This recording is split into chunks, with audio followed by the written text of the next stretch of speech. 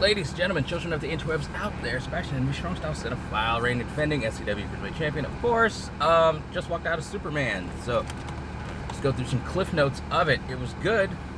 First off, it was good. Had some heart, had some good action. Pa Kent, doesn't need to do something stupid to give a good, moral lesson to Clark. So that was awesome. Spoiler free here. Nicholas Hoult was great as Lex. His reasonings you could totally buy. Corn Sweat was great as Superman. Brosnan was great as Lois. Great. Jimmy was a pimp in this. Basically, that's a different side to see, a different way to play his character, but it worked. It was funny.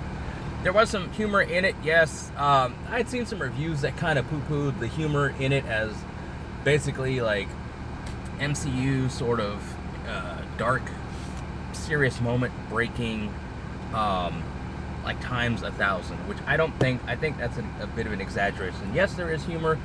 Yes, some serious, quiet moments get punctuated with some humor, but it's not I guess the one spot at the end that's very towards the end that's very Loki and Avengers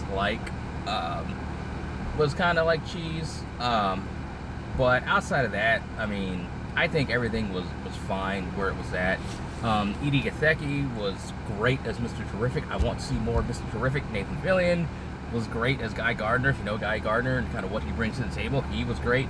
Isabella Merced is Hawk Girl, and that's one of the ones I was here for. I've said many times, I'm tired of Superman movies and reboots and shit. I'm tired of Batman movies and reboots and shit. But if it gave us access to other characters, I'm okay with it. I'll ride with it. So this movie gave us access to Guy Gardner, Mr. Terrific, and Hawk Girl. I'm a big fan of Hawk Girl. My opinion of Hawk Girl is shaped by Justice League and Justice League Unlimited, the DCAU. That's my problem with Wonder Woman, back with the DCEU Snyderverse bullshit, because I want to see Wonder Woman throw it out. Best example of it is the episode, oh God, what was it? Is it called Roulette? The episode with the Fight Club, where the chicks are hypnotized by Roulette. Black Canary's in it. Huntress follows her in there, and then it's Wonder Woman is the big bad or big boss they have to fight. It's Vixen, Black Canary, and Huntress against a mind-controlled Wonder Woman. And just the way they're throwing down in it, that's what I want to see Wonder Woman do in live action. So whenever James Gunn gives us Wonder Woman in live action, that's what I want her to do. I want action, not wire foo and dancing around and shit. But that show shaped my opinion of Hawk Girl, of Shiera. And in this movie, Isabella Merced is short for one thing. So for me, she didn't fit the my image of it. And just the way she acted, she was way less warrior and just more bratty.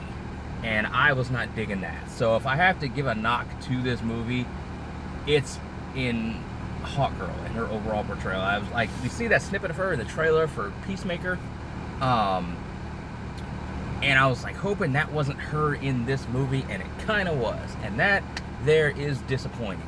There are a couple cameos in this. One I was not expecting at all, and it landed. The other one was not expecting at all. But if it kind of, again, if that second cameo shapes how that person is at large in this DCU, then I have concerns. Because I just did not dig it. It was so God, it was so cliche, and I was not digging it at all. So there are two knocks I can give. Hawk Girl and the second cameo, which I'm not going to spoil here, but it's not. Oh God, I hope it's not. I hope it's not the way it is, because that shit wasn't working for me. But overall, this is a good, fun movie. It is the anti-Snyderverse. It's got color. It's got heart. It was a bit jarring, I will admit, at first, to kind of, because we jump into, there's a little text scroll with a lot of threes in it. We'd see that metahumans have been here for 300 years. Superman's been operating for 3 years, and it kind of sets us already in this mode where the world is built already. We're just like jumping into it. And I know that we know what it is, so we're comfortable there when it comes to comics and shit like that. But comic book movies, it was kind of, for me, kind of like weird. Like, I'm fine with it, but I'm like, oh shit, like we're just knee deep in this shit already. There's no sort of like kind of spoon feeding or like sort of breadcrumbing this world building that they're doing. You know, like 20 minutes in, we're gonna get hit with like the first action scene, the first, you know, suited up sort of shit going on. Oh, it's like off top, and you're right in the midst of it, and right in the midst of Lex's plan and his machinations to fuck up Superman. So that was a bit just, it was jarring. Not in a bad way, but it's just not in a way that we're used to, I don't think, when it comes to comic book movies. Or at least, like, you know, first ones and shit like that, ones out the gate. But overall, this was a good film. You should see it. Support it, because we need it to do well so we can get other fucking characters. Or else it's gonna go away, and we're gonna get another fucking reboot of Superman in like 7 to 10 years. And we'll do the song and dance over again. And I don't want to fucking do that. I want to see other fucking characters.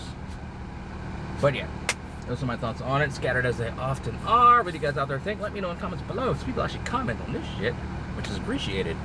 Yeah, I was probably gonna do like a different one for like YouTube. I'm just gonna post this shit to YouTube because it's this, like, yeah, it's my thoughts. Anyway, fuck Nazis, Nazi sympathizers, always and forever, and let us geek, my friends. Enjoy the weekend. Go see Superman. Go see some wrestling. Support your local indie wrestler, like me, you know. And just have a good weekend. Be kind to each other. Don't be dicks. Don't be assholes. And yeah, let us geek.